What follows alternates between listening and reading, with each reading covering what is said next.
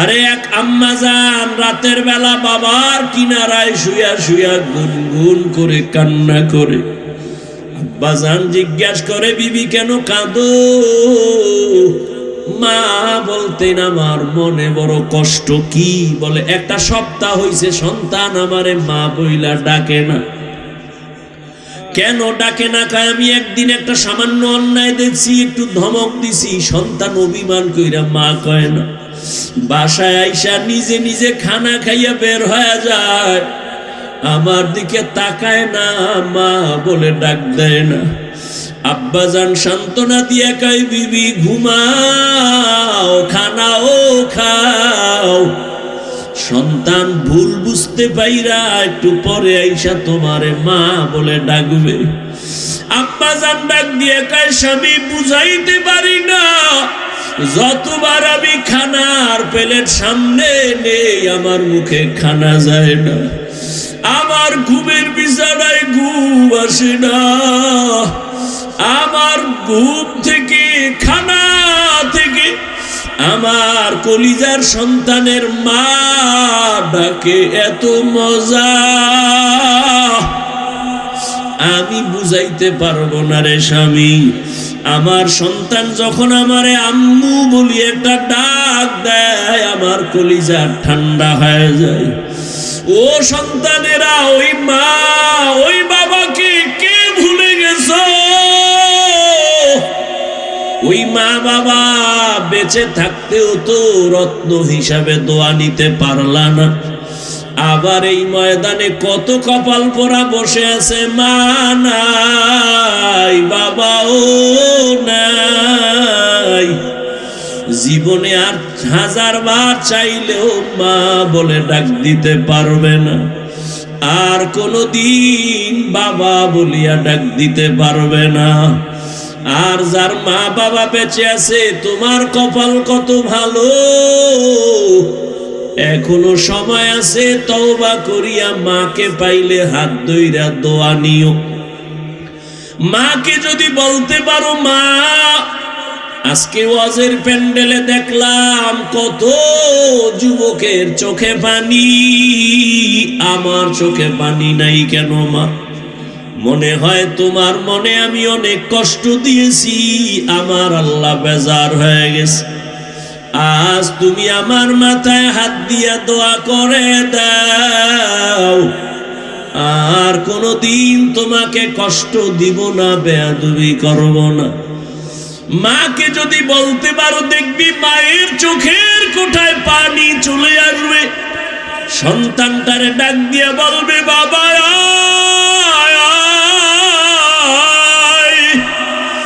আমার বুকে আয়। মা একটা ডাক দিয়া মাথায় হাত দিয়ে একটা ডাক দিবে, ও আরশে আজিমের মালিক,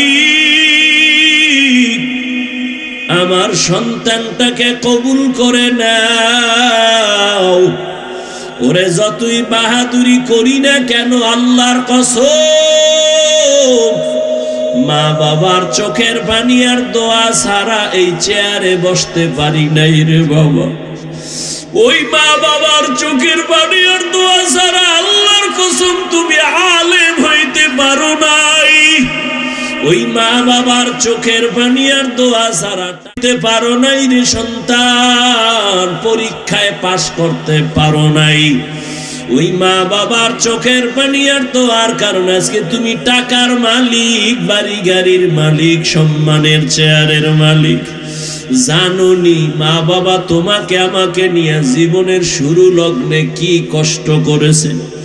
এমনও বাবা মা ছিল, দিনে কাজ না করলে ঘরের চুলায় আগুন জ্বলে নাই। কত কষ্ট করে মা বাবা জীবনটা কাটাইছে রে সন্তান।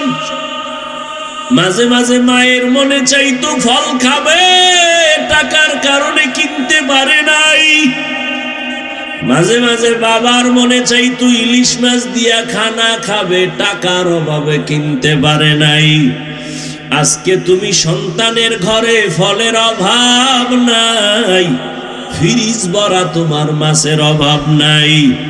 কি লাভ হবে ওই ফল আর মাছ দিয়া? চাইলেও তো মা বাবারে আর খাওয়াইতে পারবা না। ওই মা বাবায় তো সাদা কাপড়ের প্যাকেট, ওই বাড়ির পেছনে বাগানে মাটির গর্তে পড়ে আছে রে বাবা। ওই মা বাবারে আর চাইলেও ফল দিতে পারবা না, মাছ দিতে পারবা না। তবে কপাল যদি খুলতে চাও বাবা, 2 ফোঁটা চোখের পানি পাঠায়া দাও। কান্না যদি না আসে, যদি ডানে বামে কোনো কান্নাওয়ালা গোলাম পাও, হাতটা বাড়াইয়া দোয়া নিও। কান্নাওয়ালার দোয়া খালি ফেরত যাবে না রে বাবা। ওই মা বাবার জন্য দোয়া করিও, চোখের পানি সারিও, গুনাহ কমাইয়া নেক আমল করিও। জীবনটা ধন্য হয়ে যাবে, মা বাবার খেদমতের কারণে আল্লাহ খুশি হয়ে যাবে। আল্লাহ বলেন, ও মানুষ তুমি বড় দুর্বল। আমি যখন দুনিয়াতে এসেই যাচ্ছি, হঠাৎ আম্মাজান বেহুশ হয়ে পড়ে গেছে। আমার দাদি আর নানি আমাকে ধরে পরিচ্ছন্ন করে আম্মুকে ডাক দিছে, এই দেখ কত সুন্দর গোলাপ। আম্মাজান এত কষ্টর মধ্যে বেহুশ, এত চোখের পানি ফালায়া কাঁদলেন, 7 আসমানের বোঝা মাথায় নিলেন। হঠাৎ আমার চেহারা দিয়ে তাকাইয়া মনে হয় মুহূর্তে আম্মাজানের কষ্ট সব শেষ হয়ে গেল। সেদিন আমি উত্তরবঙ্গে বয়ান করে ঘোষণা দিছি, কেউ যদি কোরআনের মাহফিলে বাধা দেয়, ওদের নাম লিস্টি করে আমাদের হাতে দেন। প্রশাসনের যদি কেউ হোক বা নেতা খাতা হোক, নাম দেন। ওরা কি বলতে চায় পারলে রেকর্ড করেন। মুসলমানের আন্দোলন একদিন না, জালেমের বিরুদ্ধে বারবার। মুসলমান জীবন একবার দেয় না, দ্বীনের জন্য বারবার দেয়। এদেশে কি হবে না হবে জানি না, জালেমকে সুযোগ দেওয়া হবে না। রাজনীতির ময়দানটাকে নোংরা করে ফেলেছে এই মদখোর, সুদখোর আর ধান্দাবাজার চান্দাবাজেরা। ওলামায়ে কেরাম কোরআন হাতে নিয়ে রাজনীতির ময়দানে নামতে হবে। নাপাক করতে দেয়া যাবে না। নাপাক তো বহু বছর খাইছেন, আর কত আর কত। বসে বসে চাপাবাজি করে ইসলাম আর কোরআনে রাজনীতি নাই। কি বুঝাতে চায়? বলে ইসলাম ও কোরআন সব দিক থেকে কমপ্লিট, রাষ্ট্রের ব্যাপারে কোরআন শরীফ দুর্বল। আপনারা দুর্বল কোরআন মানেন। রসুল কি মদিনার রাষ্ট্র চালায় নাই? ওমরে ফারুক রাষ্ট্র পরিচালনা করেন নাই? আবু বকর সিদ্দিক রাষ্ট্র চালান নাই? রাজনীতি মানে কি? তসবিটা না? বাদশাহ হারুন রশিদ রাষ্ট্র পরিচালনা করেছেন, তাহাজ্জুদের মুসাল্লায় রাতে খোদার লগে লাইন করছেন। রাজনীতি তো হতে হবে এমন। ওমরে ফারুক দিনের বেলা মানুষের বিচার আচার করেন, রাতের বেলা এলাকায় ঘুরেন, কোন আমার প্রজা, কোন মানুষটা আমার ক্ষমতা থাকা অবস্থায় কষ্টে আছে আমি খবর নেই। এর নাম রাজনীতি। রসুল শিখায় গেছেন। এজন্য বলি, পৃথিবীতে শ্রেষ্ঠ রাজনীতির কিতাবের নাম কোরআন। পৃথিবীর শ্রেষ্ঠ রাজনীতিবিদদের শিক্ষক আমার রসুল। পৃথিবীর শ্রেষ্ঠ রাজনীতির সংসদ বা পার্লামেন্ট মসজিদে নববী। মসজিদের ইমাম থাকতে হবে নিরপেক্ষ। নতুন করে স্লোগান দাও মুসলমান যুবক বাবারা, ইমামকে নিরপেক্ষ থাকতে হলে কমিটির প্রত্যেকটা দায়িত্বশীল নিরপেক্ষ থাকতে হবে। কমিটির কোন সদস্য যদি পচা ধান্দা রাজনীতি করে, ইমাম সাহেব কোরআন নিয়ে ইসলামের রাজনীতি করবে মাইক লাগায়া। এই থামো, আবেগ কন্ট্রোল করতে হবে। আবার ডাক আসবে ময়দানে, আবার আন্দোলন। তবে কোনো নেতার জন্য না, কোনো দল ক্ষমতায় উঠাবার আর নামানোর জন্য না, জালেমের বিরুদ্ধে। সবাই ঠিক ঠিক বলে ইসলাম চায়, সবাই চায়, কিন্তু মুরগিটা শিয়ালের হাতে দিয়ে রাখছে। শিয়ালের কয় মুরগি রাখলাম আমানত 3 দিন পরে নিব। শিয়াল পণ্ডিত বলে দোয়াও চাই মাফও চাই, জিন্দা কেন মরাও হইতা না। শিয়ালের হাতে মুরগি দিলে যা হবে, ধর্মের চাবি সুদখোর আর বেনামাজির হাতে দিলে তাই হবে। দিছে কারা?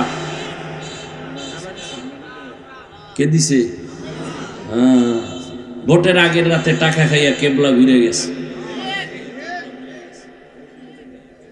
আল্লাহ হেদায়াত দান করুন।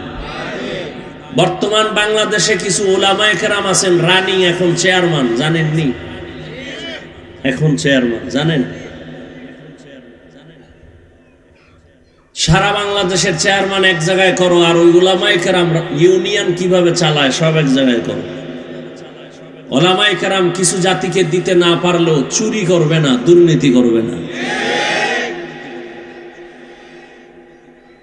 আল্লাহ হেদায়াত দান করুন। উলামায়ে কেরাম গতকাল আজ আলোচনা করেছেন। আমি আপনাদের দোয়া নিতে আসছি। বিদায়ের সময় মাত্র শুরু। অন্য প্যান্ডেলে বা আমার অভ্যাস অনুযায়ী বিদায়ের বেলা মাত্র বয়ান শুরু করতেছি, এখনো করি নেই। তবে একটা পয়েন্ট মনে রাখবেন, বক্তার ওয়াজ বয়ান তার ব্যক্তিগত আমল আর এলেমের বাহাদুরিতে হয় না, সবকিছু হয় শ্রোতাদের অন্তরের মোহাব্বত আর আকর্ষণের উপর। জানি না আপনাদের অন্তরের হালাত কি, ওই অনুযায়ী আল্লাহ বয়ান বের করবেন। এবং কতটা সময় এখানে বয়ান হবে, কয়টা কথা হবে, সব বাজেট হয়ে আছে। কমও করা যাবে না, বেশিও করা যাবে। তবে যারা এখানে আসছেন আপনাদের কপাল ভালো। তবে পুরা ভালো বলা যাবে না যদি দোয়া কপালে না থাকে। অনেক কপাল ভরা আছে, বর্ষে ঠিকই ঘন্টাকে ঘন্টা বয়ান শুনবে, মোনাজাত দিবে না। বুজুর্গ মানুষ তো, গুনাহ নাই, মোনাজাত দিয়ে লাভ কি? গিয়ে বাইরে গিয়ে দেখবেন বিড়ি টানে। যদি দোয়া করে চোখে পানি নিয়ে তওবা করে যেতে পারেন, আপনার মতো ভালো কপালওয়ালা আর কে হতে পারে? আজকে এখানে ওয়াজ, রসুলের হাদিস মতে প্যান্ডেল এত দামি যে বসার সাথে সাথে সবার গুনাহ মাফ। কিন্তু কপাল খারাপ যে এই ওয়াজের উপলক্ষে আবার মার্কেটও আছে, দোকানপাট আছে। সেখানে যুবক যুবতী অবাধে ঘুরে, গুনাহ মাফ না তাজা তাজা কবিরা গুনাহ করতেছে। ওয়াজ উপলক্ষে এই গুনার আসর কেন, এর দায়ভার কে নিবে? এই চক্ষুষ্মান জাতি, ওয়াজ উপলক্ষে দোকান কেন? দুই একটা চায়ের দোকান থাকতে পারে, দূরের মানুষ চা পান করবে, বিস্কিট খাবে। এমন দোকান কেন? খেলনার দোকান, বেলুনের দোকান, এমন দোকান হবে কেন কোরআনের বাগানের পাশে যে মহিলা আসতে হবে, যুবক যুবতী ঘুরবে? খুব ভাবেন, চিল্লা চিল্লি না করে ভাবেন আসলে কথাগুলো কি, এবং এই গুনাহের দায়ভার কে নিবে? বহু মানুষ ওখানে অবাধে ঘুরে গল্প করে, তাজা তাজা কবিরা গুনাহ করে, বলার মানুষ নাই, কে বলবে, কে শুনবে? মানুষ অন্যায়ের উপরে চলতে চলতে সত্য কথাটাকেও এখন অন্যায় মনে করে। বলবে হুজুর দাওয়াত না দিলে কি হইব, তোমার এখানে না আইলে কি হইব? তুমি ধাক্কা ওদিকে দাও কেন, আমার ধাক্কা নাই। যেই বক্তারে দাওয়াত না দিলে কি হবে, আমি বলবো তোমার এখানে না আসলে কি হবে?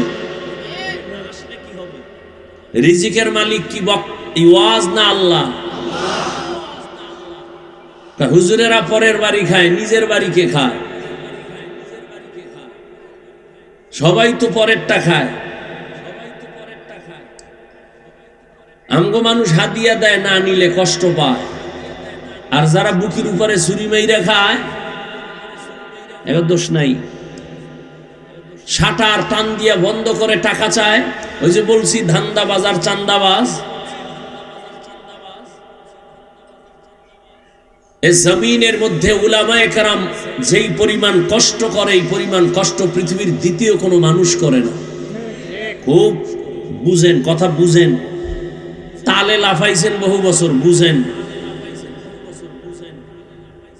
দুনিয়াতে উলামায়ে কেরামের মতো কষ্ট কেউ করে না, করে উলামায়ে কেরামের মতো করে না। নাম্বার 2, দুনিয়ার মানুষ কষ্ট করে নিজের পেটের জন্য, পরিবারের জন্য। উলামায়ে কেরাম নিঃস্বার্থভাবে কষ্ট করে উম্মতের জন্য।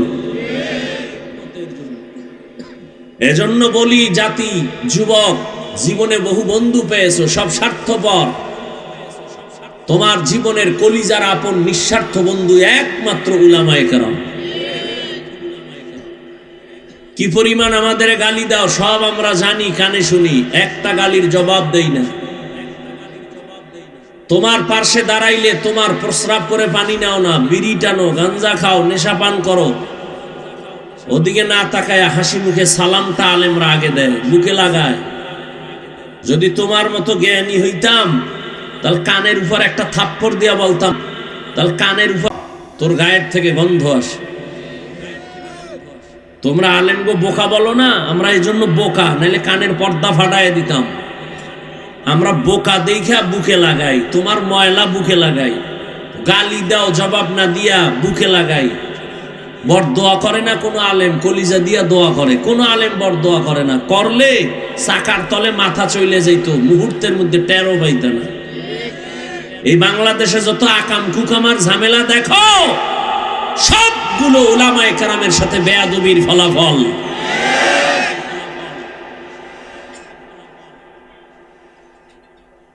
আল্লাহ হেদায়েত দান করুন। উলামায়ে কেরাম তোমার কলিজার বন্ধু, এছাড়া আর কেউ নেই, সব স্বার্থপর। স্বার্থে আঘাত লাগলে শুধু সদস্য দলের নাম কাটবে না, কল্লা কেটে দিবে। এর নাম সোনার বাংলার রাজনীতি। দলের থেকে নাম কাটে না, কল্লা কাটে। এর নাম সোনার বাংলার রাজনীতি। কিন্তু ভালো করে জেনে রাখো, আল্লাহর দ্বীন ইসলাম কোরআন ছাড়াই জমিনে কেউ শান্তি দিতে পারবে না, কোনোদিনও না, সম্ভবই না।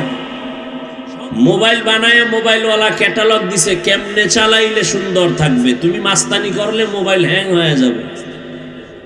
জমিন ও আসমানের মালিক মানুষ বানায় ক্যাটালগ দিছেন কোরআন, এই লাইনে জীবন চালাও শান্তি, উল্টা পাল্টা করবা অশান্তি।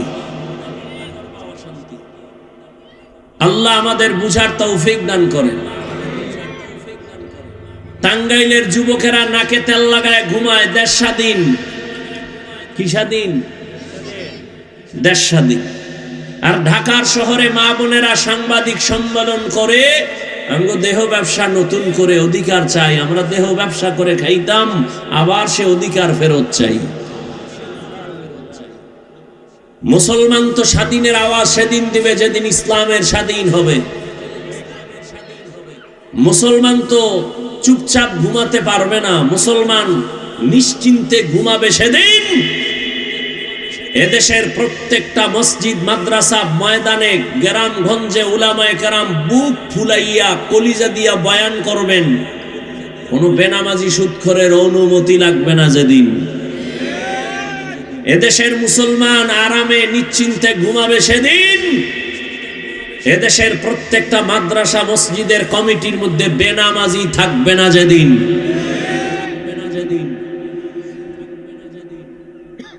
আল্লাহ হেদায়েতের দৌলত দান করেন। এত রাত্র কষ্ট করে বসে আছেন, কত আশা নিয়ে এই বয়ান শোনার জন্য তো বসেন নাই। সত্য কথা বলবে কে আর শুনবে কে? আমরা না বললে বলবে কে? ভুল হলে দাঁড়ায় যাবেন যে হাফিজ ভাই কথাটা কোরআন সুন্নাহর ব্যতিরেক, যৌক্তিক নয়, কানে ধরে সবার সামনে তওবা করবে। এবং এই ভয়ও নাই যে আমি আপনাদেরকে সবাইকে বড় হুজুর বানায় এখান থেকে যাব, না, এত ঠেকা আমার নাই। বরং আমি আপনার দরদি হইয়া আপনাকে চাইব, আপনার চেয়ারে রাইখা জান্নাতের পথ কেমনে পান সে পরামর্শ দিব, অন্য কিছু না। আপনি স্কুলে পড়েন, কলেজে পড়েন, চাকরি করেন, ব্যবসা করেন, ওখানে থেকে কিভাবে জান্নাত পাবেন সে পরামর্শ দিব, অন্য কোনো বয়ান নেই। আমি বলবো না যে আমি পাঁচকল্লি মাথায় দিছি আপনারাও দেন, না হয় জাহান্নামী। আমি কওমি মাদ্রাসার সন্তান, আপনি কওমিতে আসেন, না হয় জাহান্নাম। আমি তাবলিগের লাইনের সন্তান, এই লাইনে আসেন, না হয়। আমি পীরের মুরিদ, আপনি পীরের কাছে যান, না হয় জাহান্নামে যাবেন। না, এমনটা বলি নাই, বলবো না। তবে ভালো আর মন্দ এটা আপনার সামনে পেশ করব, বিবেক দিয়া সমাধান আপনাকে নিতে হবে।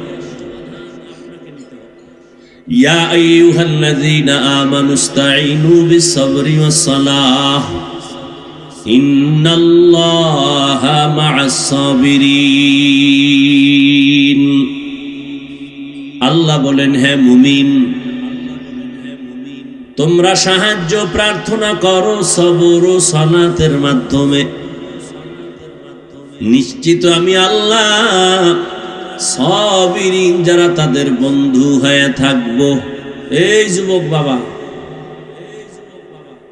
মোনাজাতটা দিয়ে চলে যাবো, তুমি বাসায় যাও, আমার জরুরত নাই।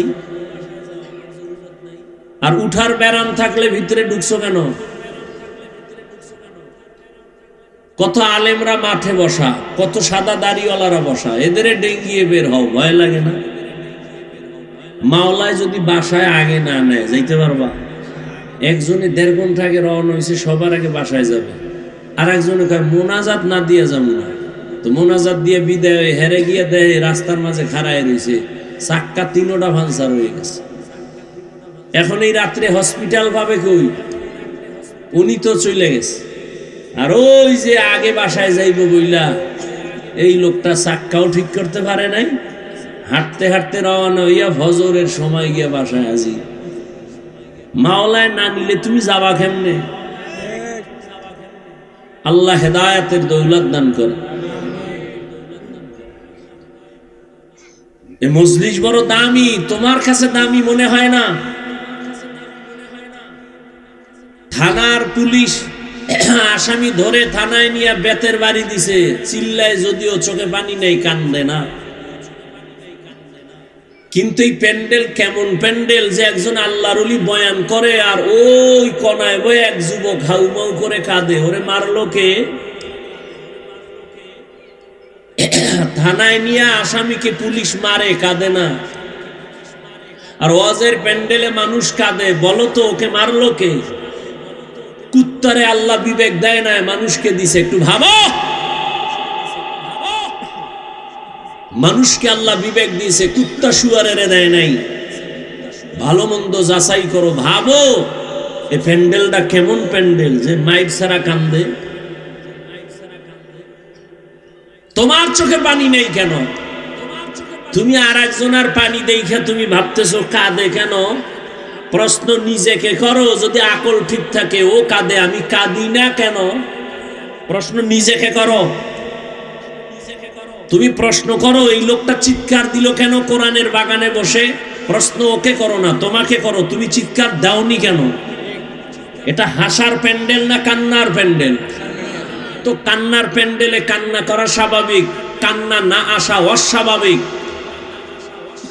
কান্না যার আসছে তোর কপাল ভালো, তোমার কান্না কেন আসে না? তুমি তওবা করো, তোমার উপরে কে বেজার? নাকি মা বাবা বেজার, না আল্লাহ বেজার? ভাবো।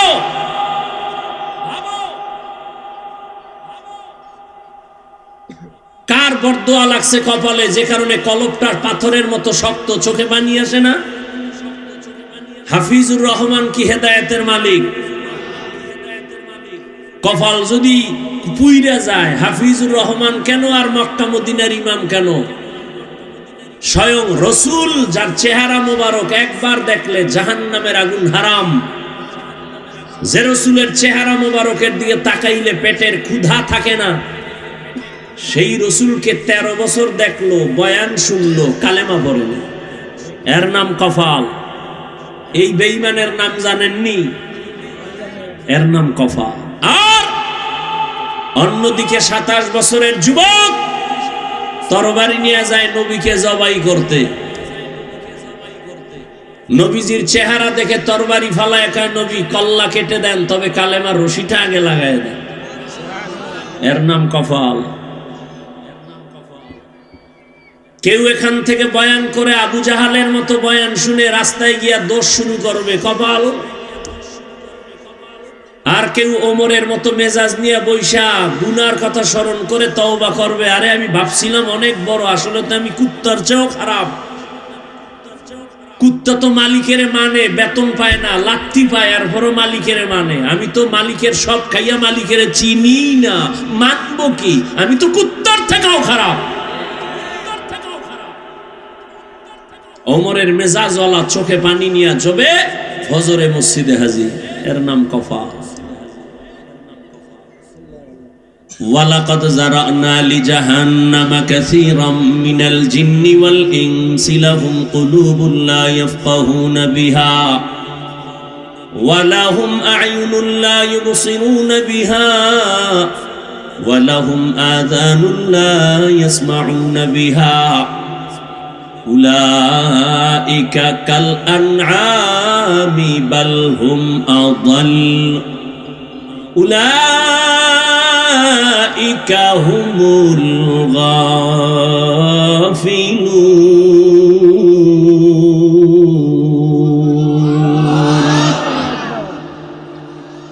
আল্লাহ বলেন অধিকাংশ মানুষ জাহান্নামে যাবে। কম না বেশি? অধিকাংশ মানুষ জাহান্নামে যাবে, কারণ আমি আল্লাহ তাদেরকে একটা কলব দান করেছি, ফিকির করবে, গবেষণা করবে, করে না। আমি আল্লাহ চক্ষু দিছি দেখার জন্য, দেখে না। আমি আল্লাহ কান দিছি শোনার জন্য, শুনে না। তা কি পট্টি বাইদা রাখছে? কয় না, যা দেখতে বলেছি দেখবে, কিন্তু নিষেধ যা করেছি তা দেখে। এ দুটো চোখ দিয়া মা দেখবে সওয়াব, এ দু চোখ দিয়া বাবার চেহারা দেখবে সওয়াব, এই চক্ষু দিয়া বাইতুল্লাহর দিকে তাকাইবে সওয়াব, এ চক্ষু দিয়া কোরআন দেখবে সওয়াব, উলামায়ে কেরাম দেখবে সওয়াব। কিন্তু না, আমার দেওয়া চক্ষু দুইটা দরওয়াজা জানালা বন্ধ করার পর সারাটা রাত মোবাইলের দিকে তাকায়া কবিরা গুনাহ দেখছে, কবিরা গুনাহ, কবিরা গুনাহ। সারা রাত কবিরা গুনাহ করার কারণে আজকে যুবক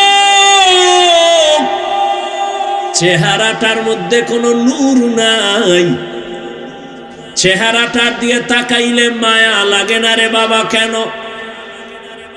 40 বছর পর্যন্ত কোনদিন চেহারায় মেডিসিন দিবি না, নষ্ট হবে না।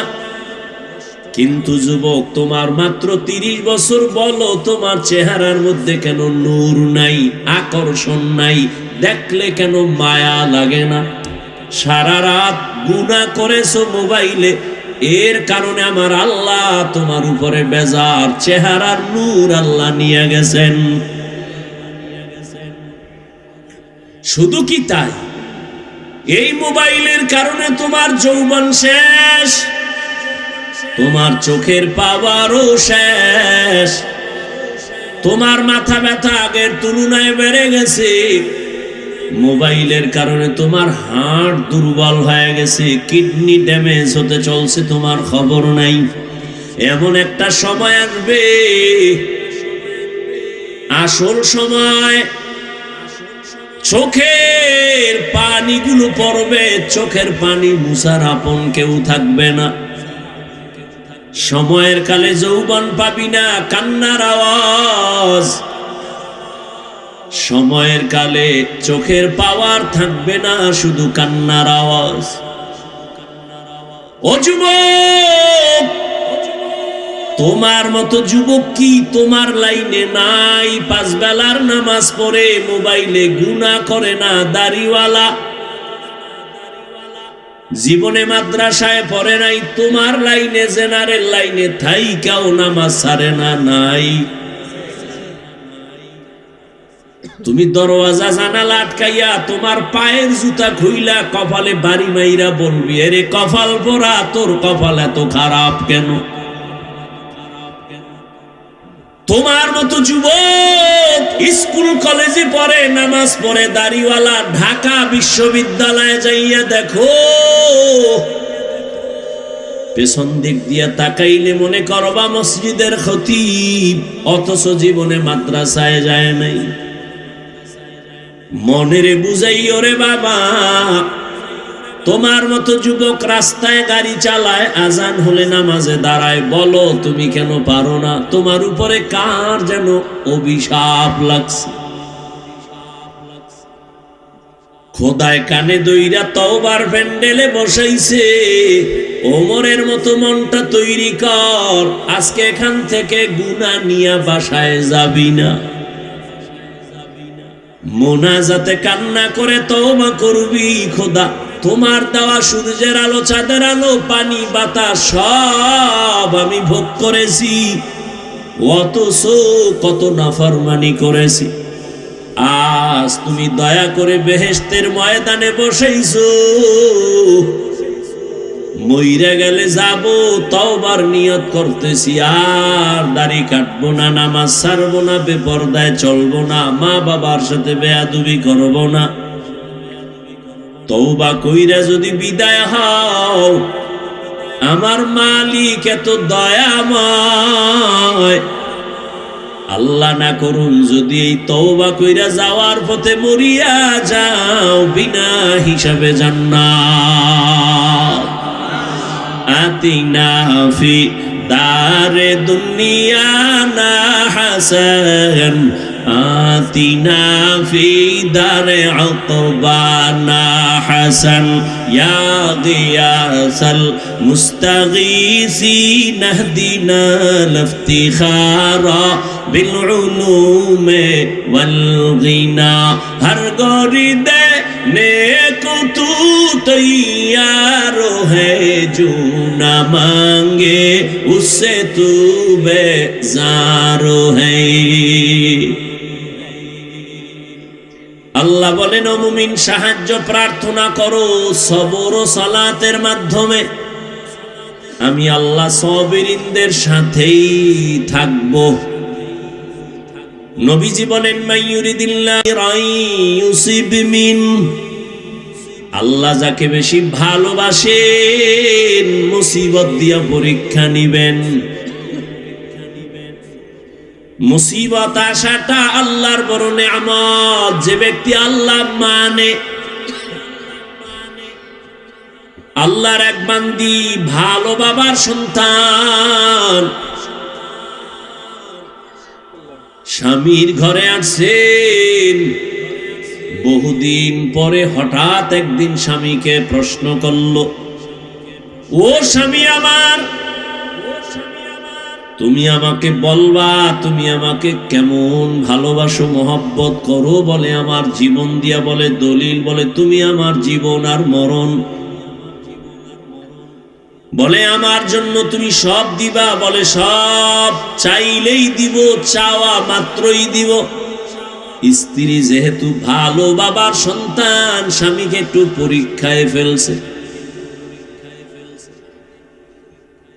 বলে দিবা কাহা? চাইলেই দিবা, চাইলেই। তালাক দাও। কি দাও? স্বামী বলে, এটা কি বললা? মরে যাব, কিন্তু এটা কি কখনো সম্ভব? মৃদু হালকা একটু তর্ক সমাধানের জন্য দরবারে নবুবীতে রওয়ানা। আপনাদের খারাপ লাগতেছে?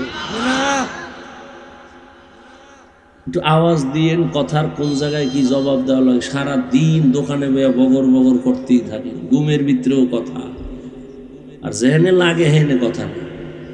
কিছু মানুষ আছে না, হুদাও কথা কয়, এহেন আইলে বোবা, ভাবলয় বয়ে রয়েছে চেয়ারম্যান, আর দোকানে বইয়া হুদা ফাও কথা বইলে ফিরি ফিরি চা খায়। আওয়ামী লীগের একজনের ফাইলে হারে ফার্ম দিবে, হে কইবে রে চা দাও। বিএমপির একজন ফাইলে আবার আওয়ামী লীগের বিরুদ্ধে কইবে, বিএমপি কইবে চায়ের সাথে একটা রুডিও মারো।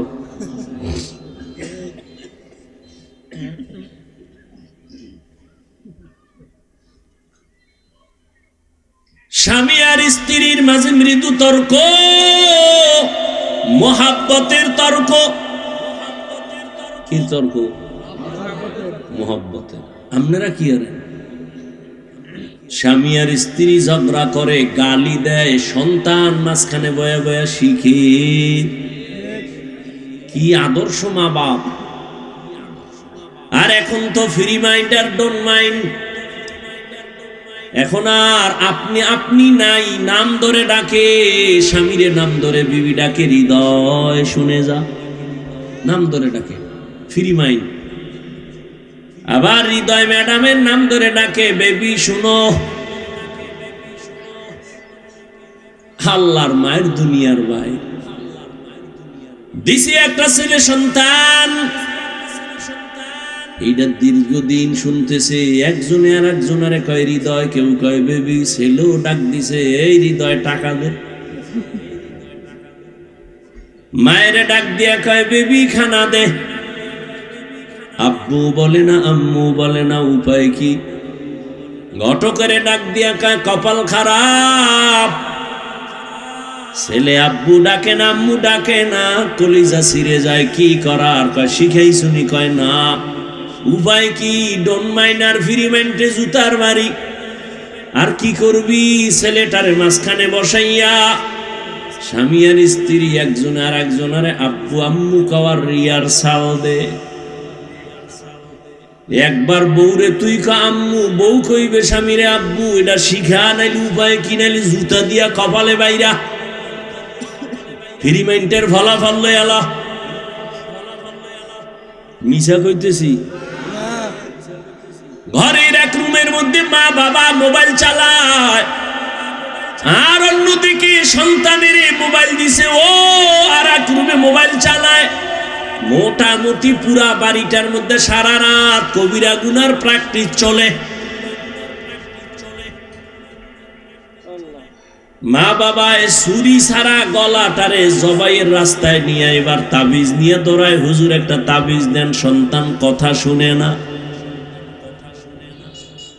কত বাচ্চারে মা বাবা মোবাইল দিছে, এখন আর বাচ্চা মাও বলে না, বাবাও বলে না, বোবা বোবা ভাব, কথাই বলে না। একজনে কয় হুজুর একটু তেল ভরা পানি ভরা দিবেন নি? আমি বললাম জুতা ভরা দিলেও কাজ হবে না। জিন্দেগি মে বন্দগি তু কর নাহি, जिंदगी में बंदगी तू कर नहीं, जिंदगी बे बंदगी शर्मिंदा है, जिंदगी बे बंदगी शर्मिंदा है। यहाँ हम सब मुसाफिर दिल ना लगा,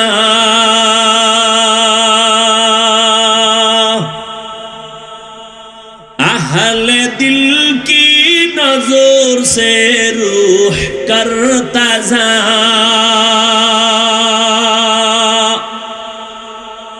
यहाँ हम सब मुसाफिर दिल ना लगा,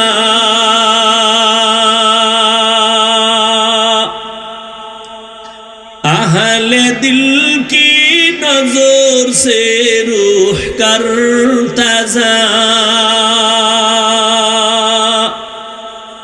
शाह दौलत सब फकीर घर नेक नहीं, शाह दौलत सब फकीर घर नेक नहीं, जिंदगी में बंदगी तू कर नहीं, जिंदगी में बंदगी तू कर नहीं, जिंदगी में बंदगी शर्मिंदा है, जिंदगी में बंदगी शर्मिंदा है, जिंदगी में बंदगी कुन बंदगी, बंदगी बे जिंदगी शर्मिंदगी।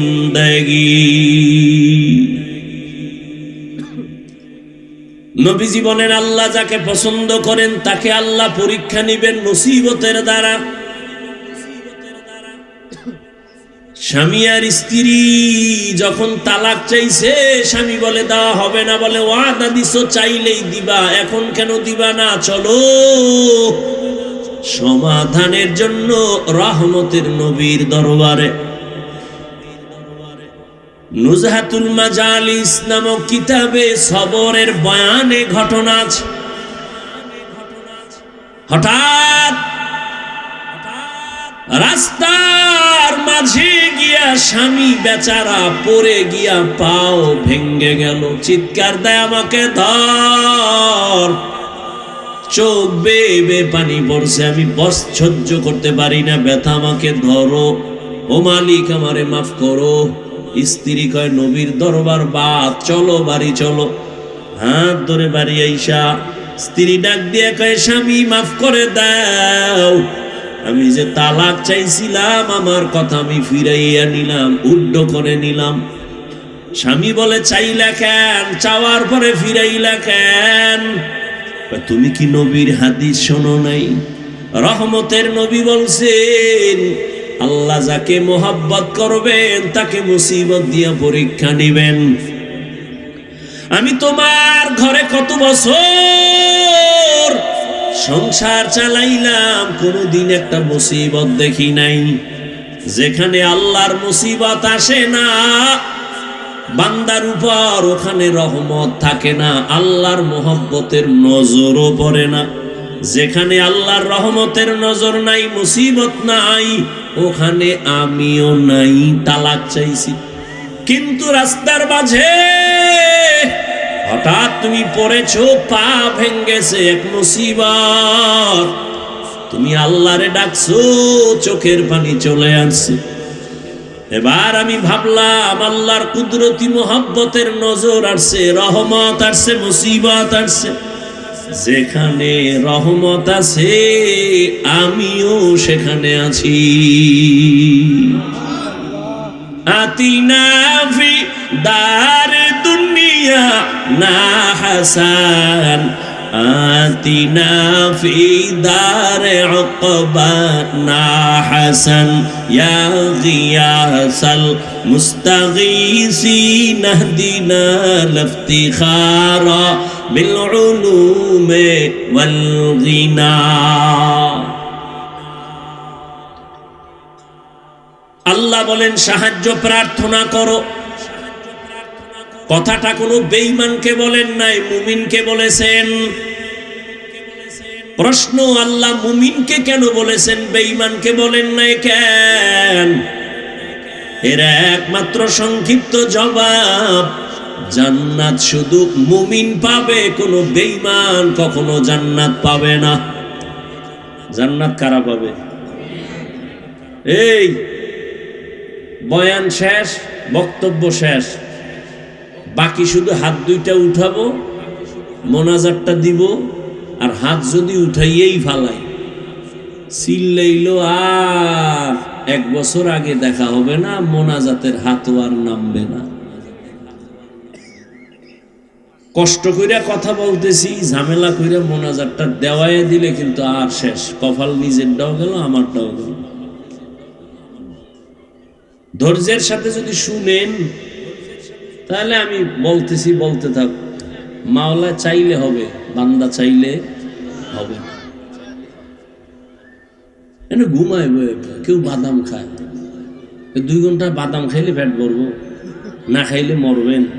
তো হজের ভ্যান্ডেলে খাওয়ান কেন? এখানে যদি গুনার চিন্তা করে ভাবেন আল্লাহ আমি মাপ পাইলাম নি, সে খানার দিকে তাকায় কখন, মোবাইল নিয়ে ব্যস্ত হয় কখন। এই মোবাইল নিয়ে যারা ব্যস্ত এগুলো কলবের দরজা বন্ধ। কপাল খারাপ, কি করা। 24টা ঘন্টা মোবাইল নিয়ে মরে। আল্লাহ নিয়ে এসে একটা বেহেশতের বাগানে, হ্যাঁ না ইয়াও মোবাইল খুইলা দেখাইতেছে, হুজুর সিনেন নিয়ে আমার, আমি বিদেশি মোবাইলওয়ালা। কেমনে কইলে যে আপনাদের বুঝ আসবে, আমার সে ভাষা নাই। নিজের অপরাধী মনে হয়। ওই যে শুরুতে বলছিলাম, মানুষ অন্যায়ের উপরে চলতে চলতে এমন হইছে এখন সত্যটা বললে মনে করে এইটা অন্যায়। হ্যাঁ ঠিক। কেন আপনি মোবাইল হাতে নিছেন কি যুক্তিতে আমাকে বলেন তো, একটা যৌক্তিক জবাব আমাকে দেন তো, যে হাফিজ ভাই এই কারণে মোবাইল ওয়াজের প্যান্ডেলে হাতে নিছি। যৌক্তিক জবাব দেন তো, আমি আপনার কপালে চুমা খাবো। আপনি আকাম ছাড়া কিছু করতেছেন, বুদ্ধি খাটায় জবাব দিবেন এতটুকু যে হুজুর আমি আপনার ভক্ত, রেকর্ড করি, ছবি উঠাই। আপনি জ্ঞান খাটায় বলেন তো 200 হাত দূরে বয়ে মোবাইলটা ধরলে ছবি সুন্দর হবে? কথা হয় না, রেকর্ডিং ভালো হবে। বরং আপনার ওই কাজটা নিখুঁতভাবে মিডিয়াওয়ালারা করতেছে না। তা আপনার বয়ান প্রয়োজন হইলে সকালবেলা ডাউনলোড করে নিয়ে যাবেন। এতদূর বুদ্ধি না থাকলে কচু গাছ খুঁজেন। আপনি বেঁচে আছেন কেন? এই বুদ্ধিটা মাথায় নাই, দেখাইতেছেন মোবাইল। আর মোনাজাতের পরে যদি মোবাইল জিনে নিয়ে যায়, তা আমও গেল সালাও গেল, কচু গাছ খুঁজেন। পাগল হয়ে গেছে মোবাইল নিয়ে, ছবি ছবি ছবি। বাথরুমতে বাইরে দিই, হ্যাঁ নো মোবাইল ধরে রয়েছে। আমি ভিতরে আইলি না কেন? বেয়াদব।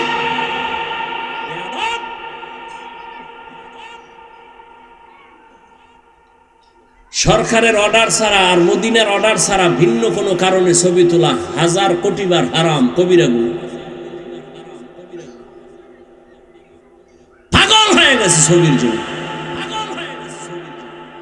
সালাম নাই, কালাম নাই, হাতটা বাড়ায় দেয়, ওদিকে মোবাইল ধরে রাখছে, হুজুরের লাগে হাত মিলেছে। এটা সওয়াব হইব না গুনাহ হইব?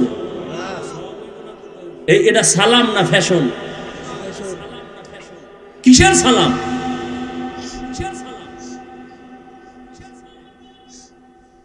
পাও ধরে যদি হিন্দুরে বুঝাইতাম না, সবটি মদিনার পাগল হয়ে যেত।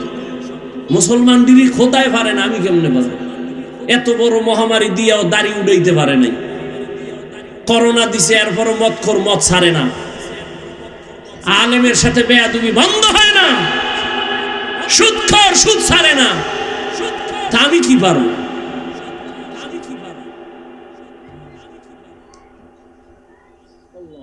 হজে আইছে, একটা বেলুন কিনছে। বেলুন কি কিনছে? বাড়ি গিয়া ম্যাডাম কয় কি আনছো? ভাই যে মোনাজাতে কবুল হয়েছে বেলুন। বেলুন হাসেন আপনারা? আমার দুটো জুতের দিয়ে বাড়ি দিল আমি খুশি হইতাম। আমার এত কষ্ট নিয়ে কথাটা বলতেছি। মানুষ এত নষ্ট হইল কেন? কারণ কি? একটা প্লাস্টিকের মাছ কিনছে, বিশাল বড় তিমি মাছ। এটার খান্দে ঝুলাইতে ঝুলাইতে যাইতেছে বাড়ি। ওয়াজের ফল।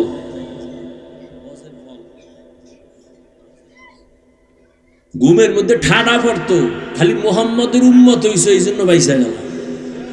মোহাম্মদের উম্মত না হইলে ঘুমের থেকে উঠাতে একটা চেহারা কুত্তার মতো হয়ে গেছে, শুকরের মতো হয়ে গেছে।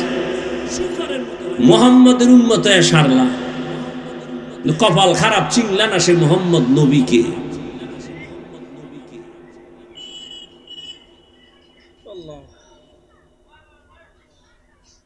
আমি এতক্ষণ চিল্লাইতেছি, একবারও কি বলছি এই যুবকেরা স্কুলে তালা দিয়া মাদ্রাসায় যা?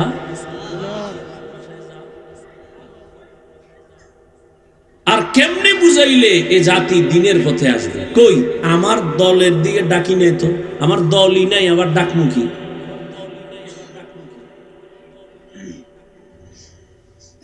আল্লাহ বলেন সাহায্য প্রার্থনা করো। মুমিনকে বলেছেন কেন জান্নাত পাবে মুমিন, কোন বেঈমান জান্নাত পাবে না। আর মুমিনেরাও যে জান্নাত পাবে বড় ফিডাফিডির পরে আগে না। এবার বুঝেন, মুমিন জান্নাত পাবে এটা ফাইনাল, তবে মুমিন যে ভাবে কত ফিডা আছে কপালে। কেন আপনারা জানেন, স্মরণ করায় দিচ্ছি 1 মিনিট।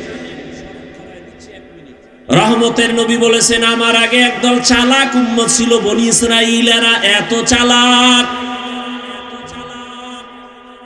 নিজেদের মধ্যে হিংসার দ্বন্দ্ব করিয়া করিয়া দলে দলে দলে দলে ভাগ হয়ে 72 দল হয়েছিল। আমার উম্মত আরো চালাক, আমার উম্মতের মধ্যে আরো একটা দল বেড়ে যাবে। কয় দল হবে টোটাল? কুল্লুহুম ফিন্নার, সব জাহান্নামে যাবে, ইল্লা মিল্লাতান ওয়াহিদা, এক দল জান্নাতে যাবে। ক্বালু মান হিয়া ইয়া রাসূলুল্লাহ, সাহাবায়ে কেরাম বললেন, ইয়া রাসূলুল্লাহ, যেই দলটা জান্নাতে যাবে তাদের পরিচয় কি? রহমতের নবী বলেন, মা আনা আলাইহি ওয়া আসহাবি। নবী যদি বলতেন আমি মুহাম্মদের আদর্শ যারা মানবে জান্নাতি, যথেষ্ট ছিল। কিন্তু নবী এতটুকু বলেন নাই। নবী বলেন আমি মুহাম্মদ আর আমার সাহাবায়ে কেরাম যে আদর্শের উপরে আছে, এই আদর্শ মানিয়া যারা চলবে তারা জান্নাতে যাবে। অতএব এখন ভালো করে শুনেন, দুনিয়ার মধ্যে যারা বলে আমি মুহাম্মদ নবী মানি, সাহাবা মানি না, তাদেরকে ভেবে নাও তারা মুসলমান ঠিক, তবে 72 দল জাহান্নামীদের অন্তর্ভুক্ত। আর একটা পয়েন্ট এখানে আপনারা হয়তো শুনেন নাই, শুনে থাকলে আবার শুনেন। 72 দল জাহান্নামে যাবে।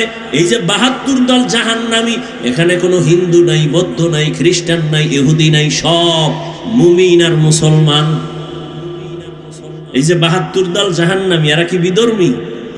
প্রত্যেকটা 72 দলের লোক মুমিন মুসলমানের ভেতর থেকে। এবার বুঝেন কোন কাতারে আছি, চিন্তা করেন। আল্লাহ আমাদের সবাইকে হেদায়েত দান করেন। আল্লাহ বলেন সাহায্য প্রার্থনা করো হে মুমিন। এখন প্রশ্ন হলো, সাহায্য চাইতে বললেন কেন? সাহায্য তো চাইবে ওই ব্যক্তি যে একা চলতে পারে না, সে আরেকজনের সাহায্য চায়। আল্লাহ বলেন মুমিন তোমরা সাহায্য প্রার্থনা করো। কেন সেই প্রশ্নটা 1 মিনিটে বলবো, বুঝেন। নাম্বার 2, সাহায্য যদি প্রয়োজন হয় কার থেকে আমরা চাইবো সেটাও আমাদের ফয়সালার বিষয়। যদিও জিগাইলে সবাই কইব আল্লাহর কাছে চাইবো, কিন্তু এটা তাজা মিথ্যা কথা। কারণ এই দেশের জাতি যদি আল্লাহর সাহায্য চাইতো, সুদি কারবারি এনজিওরা 100 বছর আগে পালায়া যাইতো। বরং এখন এনজিও আরো জেতা হয়ে গেছে। 20 বছরে যে গর্তের মধ্যে ছিল, এখন স্বাধীন হওয়ার পরে তাজা, কি তাজা হয়ে গেছে সব এনজিও। আল্লাহ হেদায়েত দান করেন।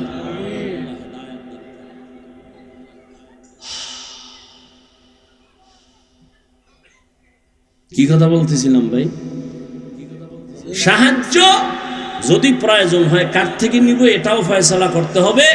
3 নাম্বার, সাহায্য যে নিব, যার থেকেই নিব, কোন সিস্টেমে নিব। সিস্টেম আছে না?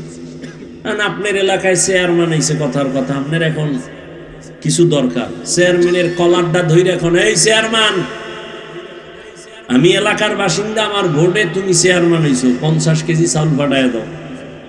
দিব না জুতা মারবে? বল 50 কেজি কেন, 50 বস্তা দিব, নিয়ম অনুযায়ী চাও। সাহায্য চাইবো কেন? প্রথম প্রশ্ন, কেন সাহায্য চাইবো? সাহায্য তো ওই ব্যক্তির প্রয়োজন যে একা চলতে পারে না। তার জবাব আল্লাহ কয়, সব মানুষ তুমি এতটাই দুর্বল। ওয়া খুলিকাল ইনসানু যায়ীফা, আমি মানুষকে বড় দুর্বল করে বানাইছি, এরা সবাই দুর্বল। একটা ছাগলের বাচ্চা সবল, মানুষ দুর্বল। একটা ছাগলের বাচ্চা যখন দুনিয়াতে আসে, তাকাইয়া দেখি ওরে আকলওয়ালা মানুষ। ছাগলের বাচ্চা দুনিয়াতে আসা মাত্র 4 পায়ে দাঁড়ায় যায়, ডানে বামে সাহায্যকারী কেউ নাই। তুমি আমি এখন যে মাস্তানি ভাব নিয়ে চলি, তুমি আমি কি ছিলাম দুনিয়াতে যখন আসছিলাম? আমার আব্বা জানের কণ্ঠ এত ছোট, আমার আম্মা জান যখন কথা বলেন ভেতরের রুমের থেকে সামনের রুমে কোনো মানুষ শুনে না, এত পর্দা করেন আমার আম্মা। কিন্তু আমি যেদিন দুনিয়াতে আসবো, আম্মা জানের প্রসব বেদনা শুরু হয়ে গেছে। আম্মা জানের অচেতনতার কান্নার আওয়াজ পাশের বাড়ি পর্যন্ত চলে গেছে। মায়ের কান্নায় পাশের বাড়ির মানুষ ঘুমাইতে পারে নাই। আমার আম্মা জান এত অসহায়, আমার দাদি নানি আম্মাকে সান্ত্বনা দেয়, আম্মার কান্না বন্ধ হয় না। এক পর্যায়ে মা কান্না করে কয়, যাও, আমার মাথায় 7 আসমানের বোঝা, আমি মরিয়া যাব, যাও বের হও, আমার স্বামীকে একান্তে আমার 1 মিনিট কথা বলার সুযোগ দাও। আমার আব্বা জানের ডাইকে আমার আম্মা জান হাত ধইরা হাউ মাউ করে কান্না করেছেন আর বলছেন, ও স্বামী, মা বাবার মায়া ত্যাগ কইরা তোমার ঘরে আসছি, কিন্তু মন ভরে খেদমত করতে পারি নাই, মাফ করিয়া দিও, কোনো দাবি রাখবা না, আমি বিদায় হয়ে যাইতেছি। 7 আসমানের বোঝা মাথায়, বাচ্চার প্রসব বেদনা সইতে পারি না। আব্বা জানো চোখের পানি ছেড়ে বিবিকে ডাক দিয়ে বলছে, বিবি ধৈর্য ধারণ করো, কান্না করিও না বলিয়া আমার বাবা চোখের পানি নিয়ে দৌড়াইয়া যায় নামাজে চলে গেছে। সিজদায় গিয়া কান্না করে, হে মালিক, আমার স্ত্রীকে তুমি সুস্থ করে দাও, আমার সন্তানকে সুস্থ অবস্থায় দুনিয়ায় পাঠাও। ও আমার কলিজার যুবক, তুমি আমি দুনিয়াতে আসার সময় একটু হিসাব করো, মা কত কষ্ট করেছিলেন। জীবনের চামড়া খুইলা যদি মাকে জুতা বানায় দাও, ওই 1 রাতের কান্নার ঋণ আদায় করতে পারবা না। কিন্তু একটু চোখ দুইটা বন্ধ করে দেখো, ওই মায়ের সাথে কত বেয়াদবি করছো। আরে এক আম্মা জান রাতের বেলা বাবার কিনারায় শুয়া শুয়া গুনগুন করে কান্না করে। আব্বা জান জিজ্ঞাসা করে, বিবি কেন কাঁদো? মা বলতেন, আমার মনে বড় কষ্ট। কি বলে? একটা সপ্তাহ হইছে সন্তান আমারে মা বইলা ডাকে না। কেন ডাকে না? কয়, আমি একদিন একটা সামান্য অন্যায় দেখছি, একটু ধমক দিছি, সন্তান অভিমান কইরা মা কয় না। বাসায় আইসা নিজে নিজে খানা খাইয়া বের হয়ে যায়, আমার দিকে তাকায় না, মা বলে ডাক দেয় না। আব্বা জান সান্ত্বনা দিয়া কয়, বিবি ঘুমাও, খানাও খাও। সন্তান ভুল বুঝতে পাইরা একটু পরে আইসা তোমারে মা বলে ডাকবে। আব্বা জান ডাক দিয়ে কয়, স্বামী বুঝাইতে পারি না, যতবার আমি খানার প্লেট সামনে নেই আমার মুখে খানা যায় না, আমার ঘুমের বিছানায় ঘুম আসে না, আমার ঘুম থেকে খানা থেকে আমার কলিজার সন্তানের মা ডাকে এত মজা, আমি বুঝাইতে পারবো না রে স্বামী। আমার সন্তান যখন আমারে আম্মু বলি একটা ডাক দেয়, আমার কলিজা ঠান্ডা হয়ে যায়। ও সন্তানেরা, ওই মা ওই বাবাকে কে ভুলে গেছো? ওই মা বাবা বেঁচে থাকতেও তো রত্ন হিসাবে দোয়া নিতে পারলা না। আবার এই ময়দানে কত কপাল পোড়া বসে আছে, মা নাই, বাবাও নাই। জীবনে আর 1000 বার চাইলেও মা বলে ডাক দিতে পারবে না, আর কোনদিন বাবা বলিয়া ডাক দিতে পারবে না। আর যার মা বাবা বেঁচে আছে তোমার কপাল কত ভালো, এখনো সময় আছে তওবা করিয়া মাকে পাইলে হাত ধইরা দোয়া নিও। মাকে যদি বলতে পারো মা আজকে ওয়াজের প্যান্ডেলে দেখলাম কত যুবকের চোখে পানি, আমার চোখে পানি নাই কেন মা? মনে হয় তোমার মনে আমি অনেক কষ্ট দিয়েছি, আমার আল্লাহ বেজার হয়ে গেছে।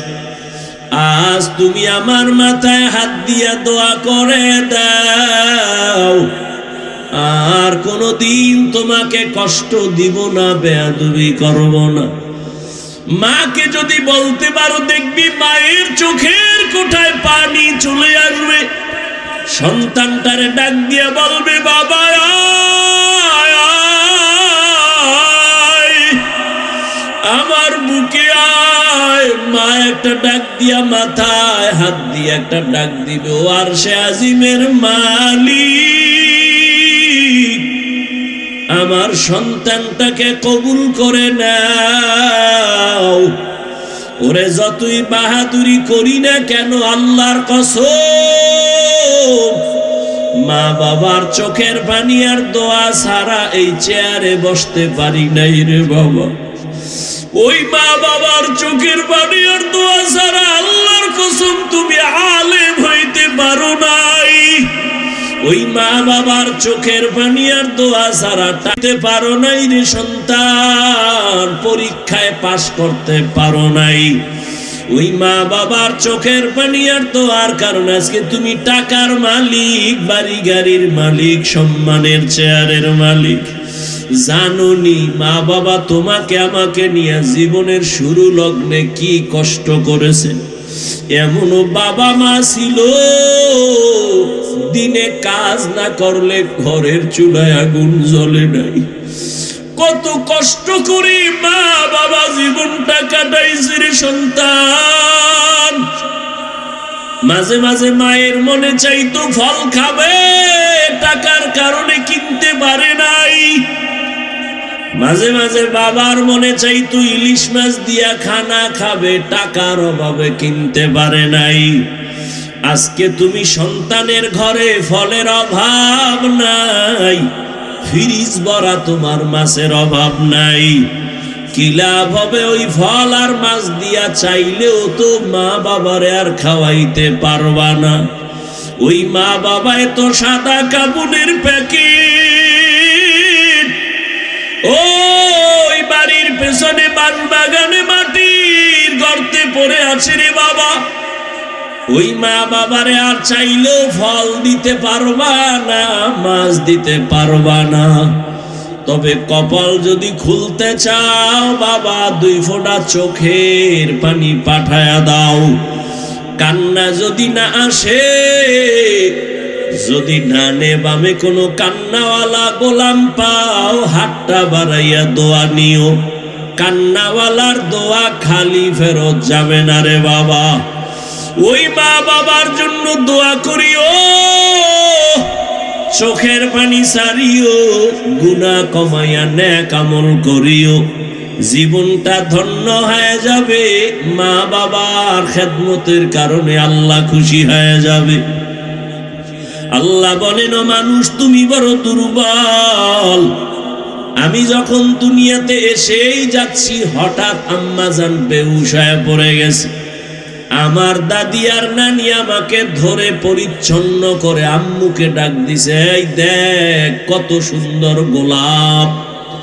আম্মাজান এত কষ্টর মধ্যে বেহুশ, এত চোখের পানি ফালায়া কাঁদলেন, 7 আসমানের বোঝা মাথায় নিলেন। হঠাৎ আমার চেহারা দিয়ে তাকাইয়া মনে হয় মুহূর্তে আম্মাজানের কষ্ট সব শেষ হয়ে গেল।